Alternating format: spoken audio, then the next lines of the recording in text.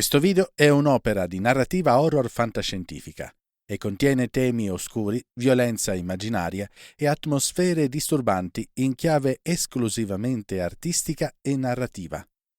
Personaggi, eventi, luoghi e organizzazioni sono fittizi o rielaborati in forma fantastica.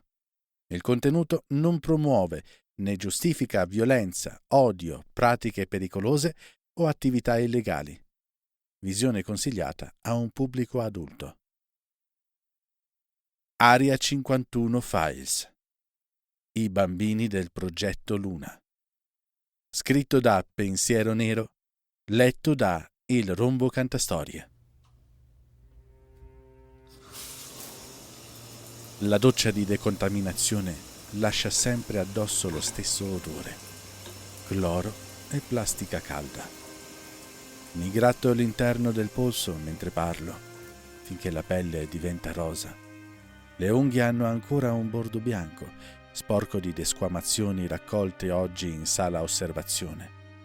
Un residuo minuscolo, ma ostinato. Come ogni cosa qui. Sono il dottor Abram Dolphin, neuropsichiatra. Ho creduto nella razionalità come si crede in una cosa che ti salva.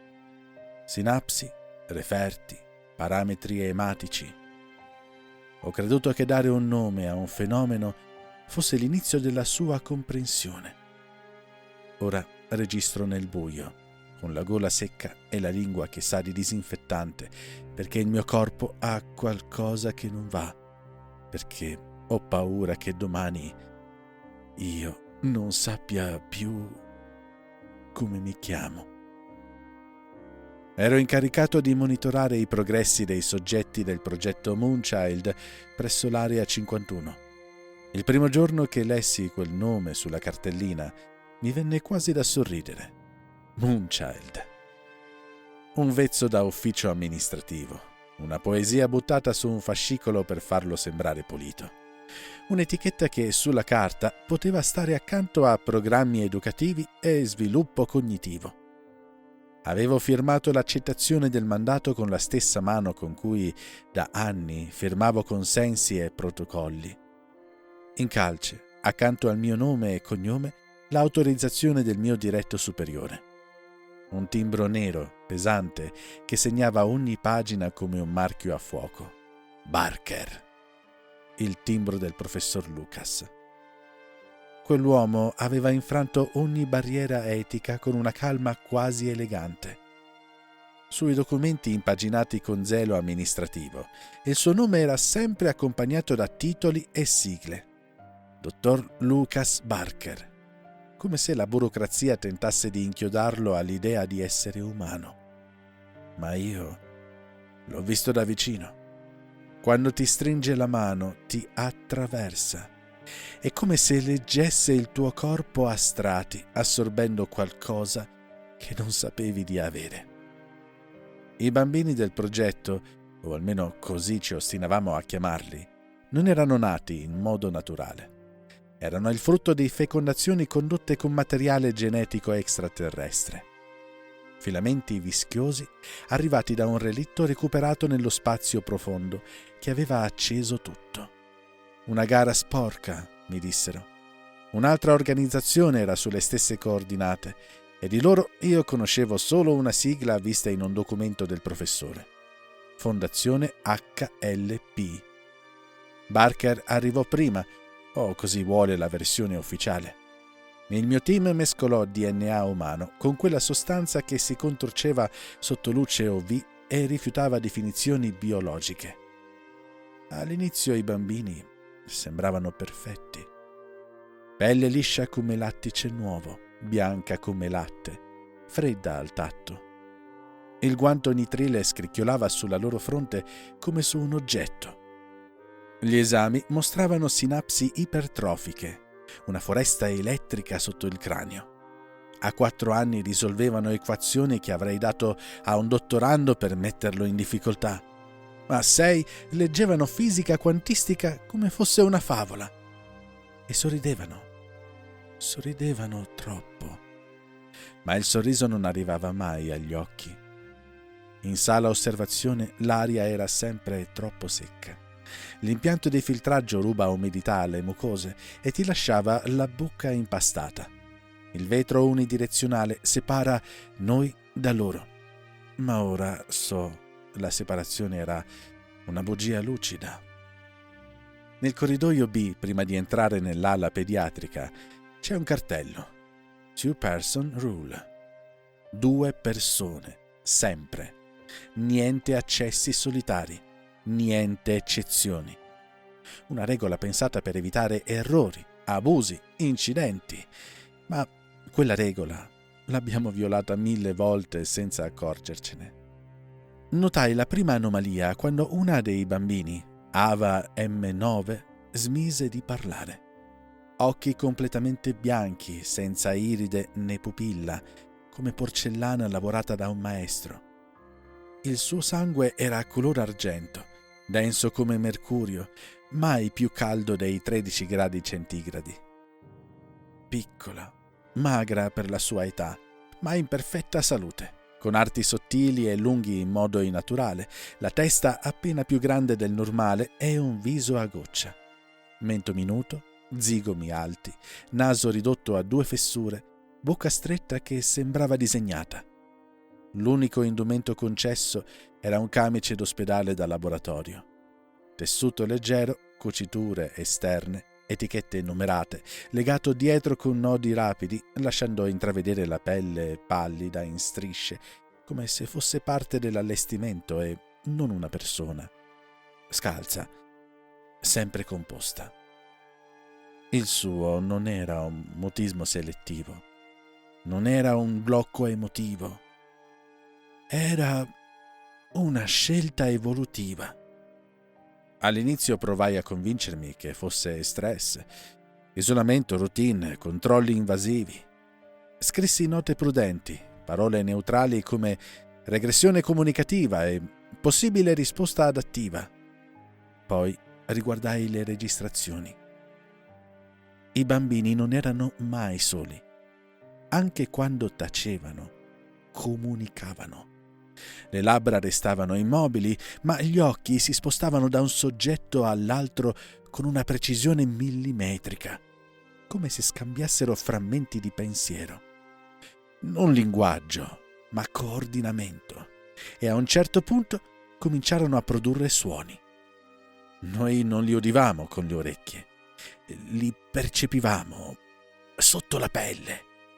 Vibrazioni sottili, come zanzare intrappolate nel midollo spinale, qualcosa che saltava il linguaggio e parlava direttamente alla carne. Ricordo la notte in cui ebbi il primo vero contatto.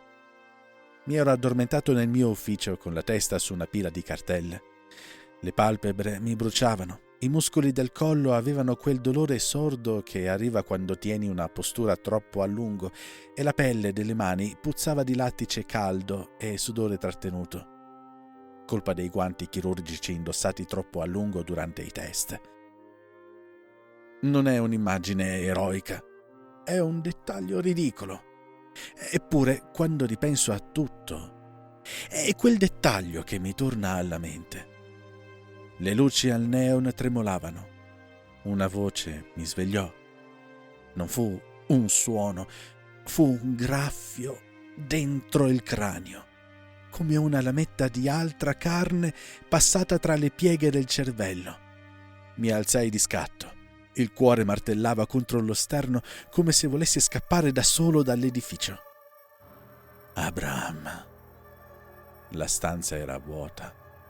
Solo il ronzio del neon e il ticchettio dell'orologio.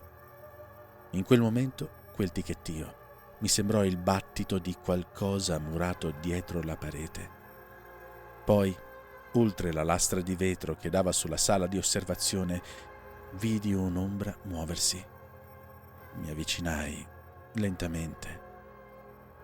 I bambini erano tutti in piedi, giù dai lettini, immobili, bianchi, con il mento alto e gli occhi fissi su di me, anche se non avevano pupilla.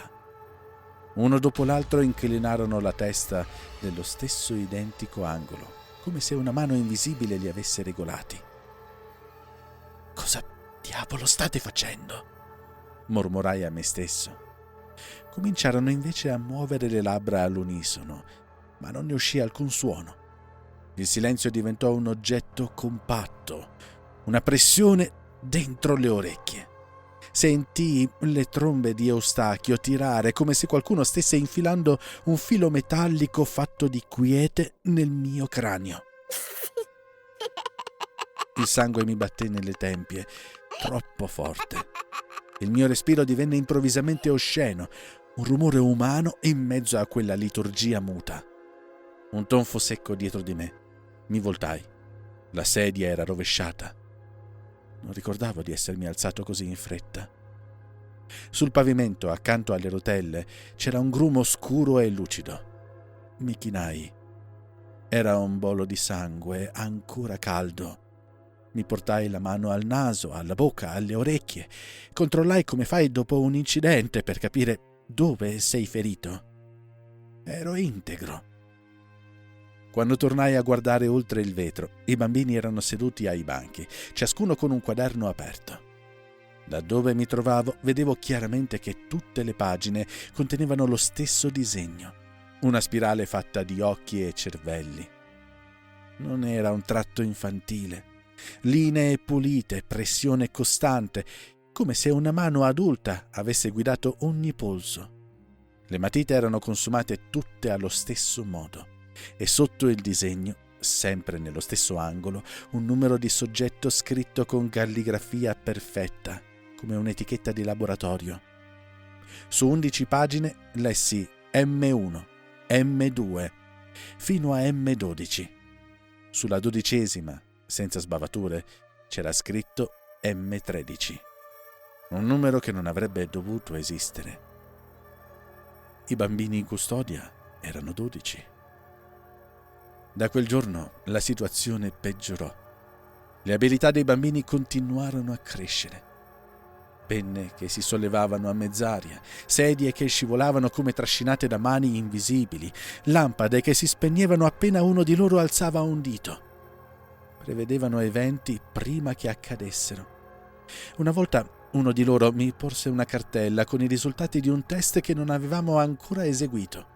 Un'altra volta trovai sul mio tavolo il modulo di un incidente già compilato, con la mia firma perfetta in fondo e l'orario esatto in cui, 2 ore dopo, mi sarei tagliato il palmo col bordo di una lamiera.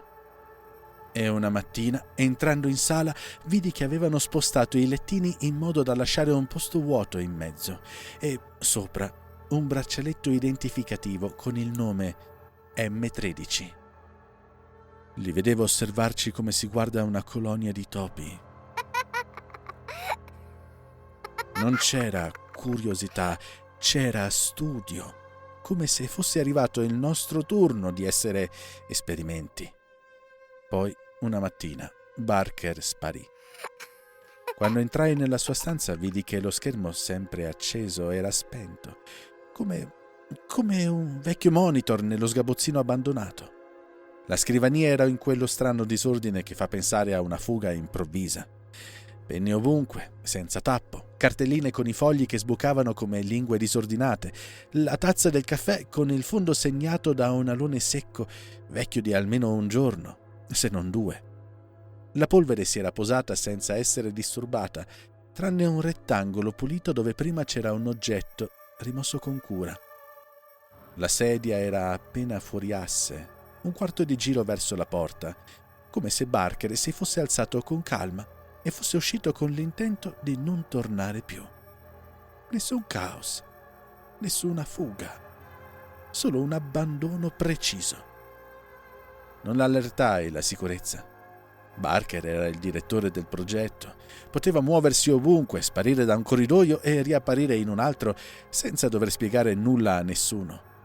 Feci solo qualche domanda in giro, con la voce bassa e neutra di chi non vuole attirare attenzione. Poi mi chiusi nella stanza delle registrazioni e riguardai le telecamere. Corridoi, badge, varchi. Anche lì nulla. Nessuna uscita, nessun allarme. Solo tempo che scorreva, pulito, come se la base avesse deciso di non ricordare la sua presenza. Poi più per scrupolo che per curiosità, guardai il monitor che riprendeva i Moonchild. Immagini frammentarie, di visi, di occhi. In un frame, metà dei loro volti era inghiottita da un'ombra verticale, netta, come una fase lunare che trasferisce la carne in un'altra dimensione oscura. Non c'era disturbo di segnale, non c'era sfarfallio, solo loro, non umani, e in mezzo, per un solo fotogramma, comparve un 13° volto. Troppo vicino alla lente, troppo grande per essere nella stanza, bianco come cera, con gli occhi aperti, completamente vuoti, ma non bianchi, neri. La telecamera fece un microscatto, come se qualcosa l'avesse toccata dall'interno. Il mio corpo si congelò sul posto.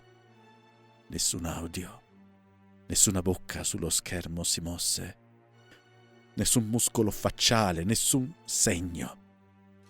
Eppure il comando arrivò lo stesso, diretto, senza suono. Mi attraversò il cranio e scese nelle braccia come una corrente gelida. Fermo. La stessa vibrazione che avevo sentito sotto la pelle mi attraversò la mascella. I denti batterono una volta sola, secca come un colpo di metallo. Poi il dolore arrivò, non nella testa, nel midollo. Una riga bianca mi tagliò la nuca e scese lungo la colonna vertebrale come un coltello da macellaio che non lascia sangue sulla lama, e subito dopo il corpo reagì. Il cuore accelerò e poi rallentò di colpo, come se qualcuno avesse preso in mano il ritmo e lo avesse rimesso a posto. La saliva mi si riempì di sangue ferroso. Un sudore freddo mi comparve sotto le ascelle, dietro le ginocchia, in punti troppo intimi per essere semplice paura. Le dita si intorpidirono e poi, all'improvviso, tornarono sensibili con una puntura dolorosa, come quando il sangue riprende a circolare. Il cervello fece la cosa peggiore. Normalizzò. Lo schermo tornò quello di sempre. 12 bambini, quaderni, lettini, camici, piedi nudi, silenzio. Eppure io non tornai con lui. Avevo ancora l'eco del comando negli avambracci, come una tensione residua, un ordine non disattivato. Il mio campo visivo fu invaso, microauree multicolori ai bordi, come se per un istante la realtà avesse avuto 2 frame sovrapposti e adesso facesse finta di essere una sola. Sentii la lingua pesante, la mascella rigida e un ronzio sottile nelle orecchie.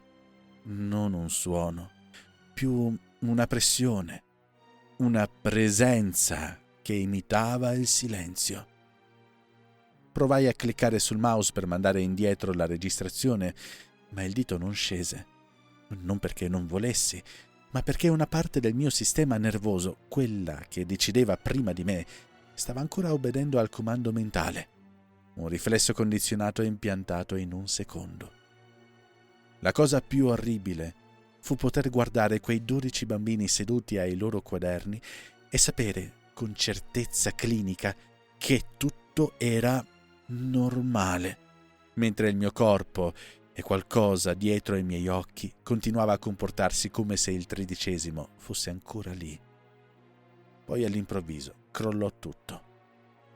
Un collega, il dottor Reinhardt, impazzì e da questo momento credo che smetterò di vestire i panni del dottor Abraham Dolphin, perché non esiste una nomenclatura professionale per quello che accadde dopo. Non c'è protocollo, non ci sono precedenti, non c'è manuale, non c'è diagnosi che regga. C'è solo ciò che ho visto. È il modo in cui mi ha spaccato dentro. Trovarono il dottor Reinhardt nei corridoi, scalzo, camice aperto, a graffiarsi il volto fino a ridurre la pelle a brandelli penduli. Le unghie spezzate, alcune strappate del tutto, lasciando lamine di carne rosa e sanguinante a penzolare come festoni. Le pareti si pennellarono di rosso dove si appoggiava. ma non erano solo strisce di sangue. Era come se la pelle volesse restare lì quando lui non ci riusciva più. E infatti man mano il suo corpo si disfece. Non crollò, non collassò.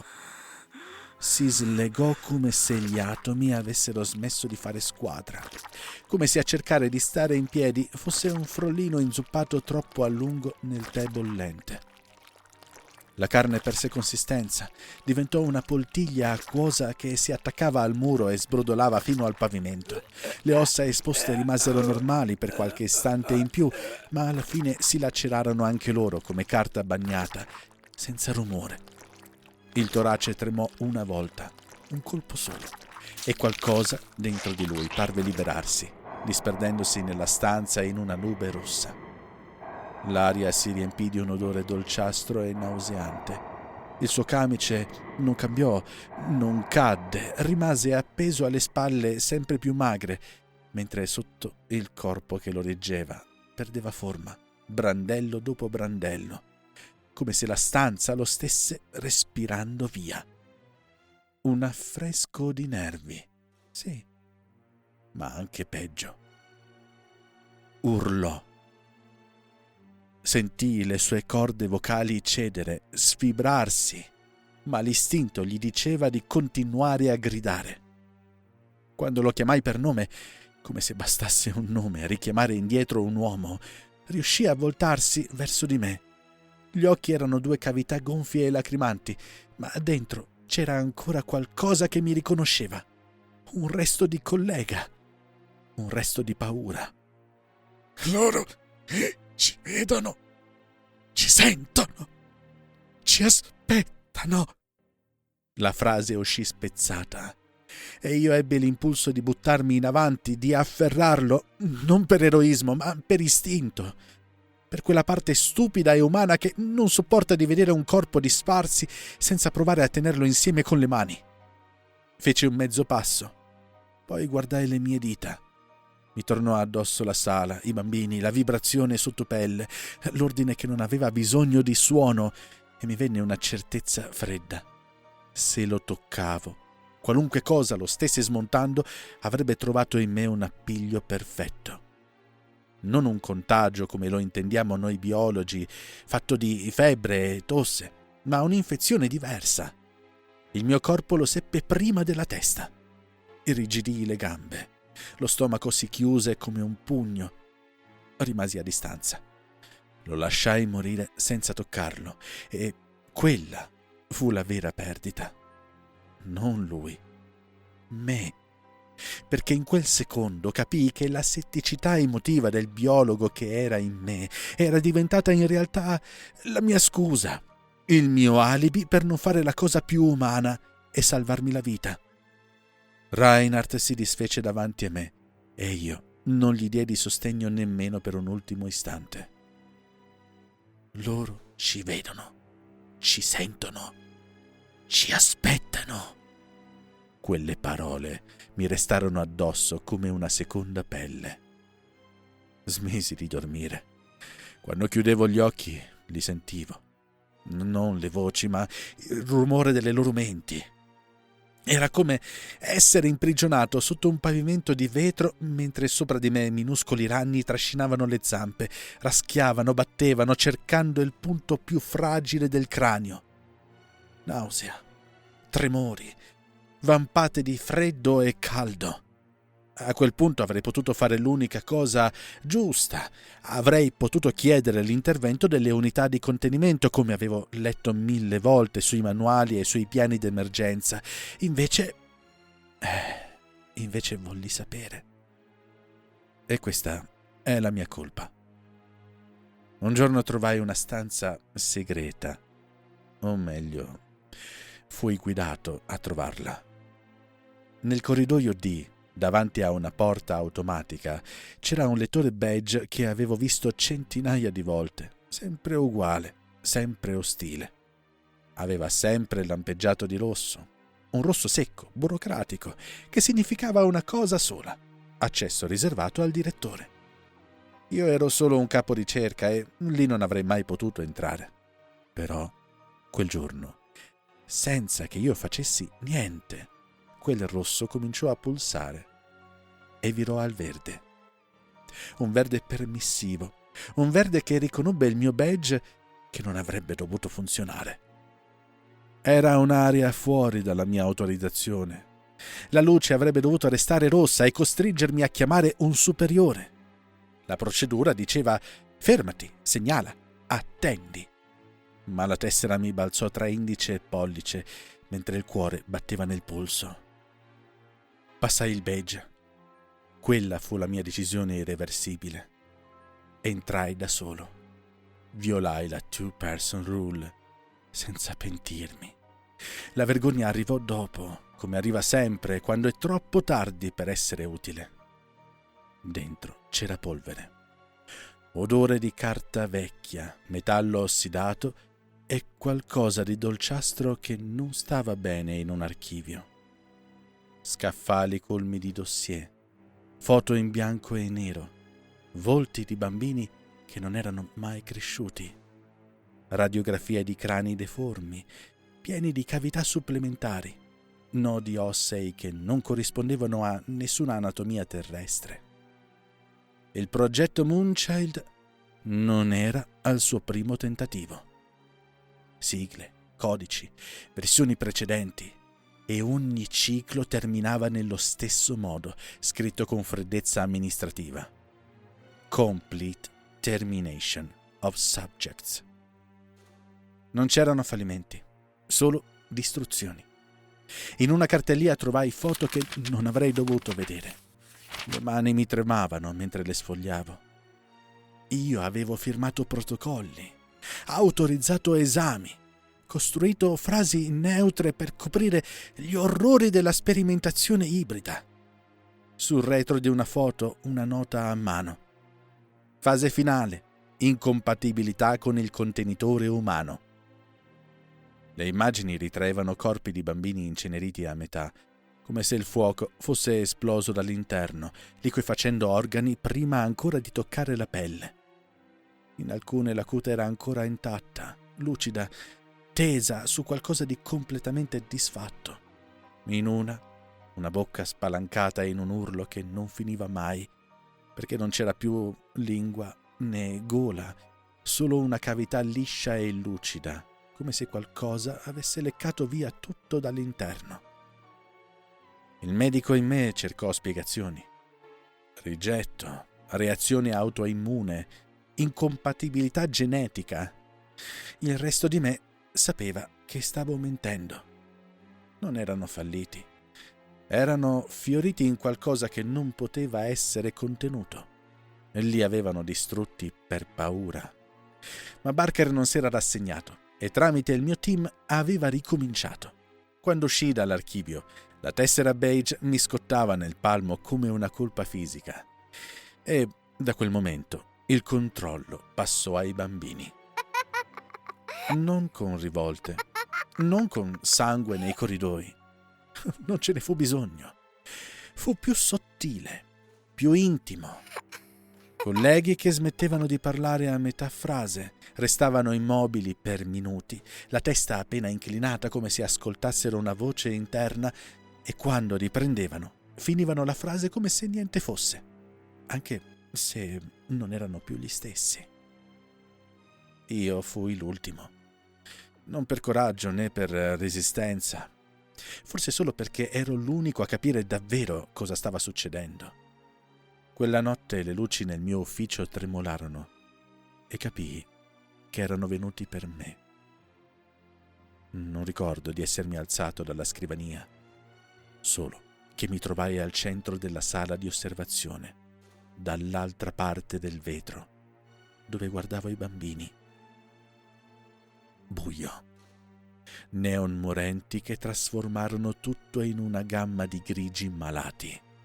I bambini uscirono dalla penombra e si disposero attorno a me. Ava M9 davanti a tutti, scalza, i piedi pallidi che lasciavano impronte di condensa sul pavimento, come se il suo corpo avesse iniziato a scaldarsi in barba alla biologia alla quale mi aveva abituato. I loro occhi si accesero di un bagliore opaco, come stelle morenti. Non parlarono. Il dolore arrivò improvviso. Una dissezione. Un coltello invisibile mi entrò nel cranio dall'interno. Sentii le meningi stirarsi, l'osso vibrare, come se qualcuno lavorasse con un trapano. Caddi in ginocchio. Le mani andarono al volto e mi accorsi che mi stavo graffiando da solo come il defunto dottor Reinhardt. Strisce rosse sulle guance. Vidi lampi di immagini, corridoi di carne, muri di muscolo nudo, pavimenti che pulsavano al ritmo di cuori enormi e invisibili, cieli in membrana attraversati da vene nere. Ogni stella un bulbo oculare in necrosi. Vidi corpi umani aperti come libri, pagine fatte di organi ancora vivi, e le mani infantili dei Moonchild li sfogliavano con curiosità, imparavano e facevano orecchie ai bordi per segnare passaggi. Abraham. La voce era di nuovo lì, ma questa volta veniva da dentro. Era la mia stessa voce, svuotata e ripetuta da qualcosa che aveva imparato a usarla al posto mio. Mi voltai cercando una via di fuga. Non c'era più nessuna porta, solo pareti lisce e, giuro, non so se lo dico per metafora o perché l'ho visto davvero, le pareti respirarono. Le luci si spensero e l'oscurità del male fu presenza. Una sostanza densa che mi riempì la bocca, gli occhi, le orecchie, come se stessi affogando in una notte viva.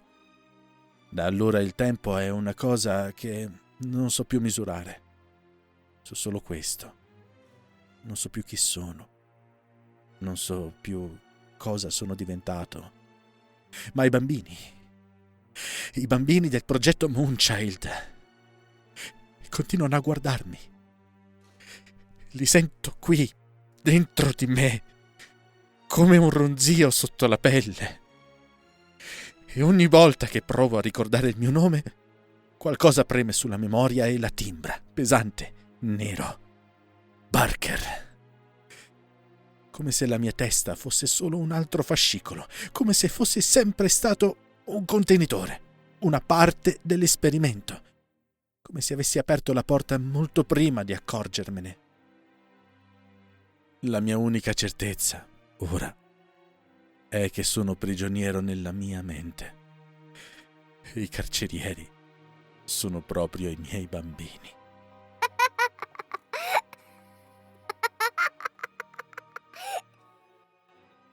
Se questo incubo ti è rimasto addosso, oscuro ascoltatore, lascia un like, scrivi il tuo commento, condividi il video e iscriviti ai nostri canali. E se sei ancora in tempo, apri l'app dal tuo smartphone e lascia anche un hype, così aiuterai la saga dell'Area 51 a crescere ancora, finché il buio non comincerà a bussare anche alle porte di chi credeva di esserne fuori.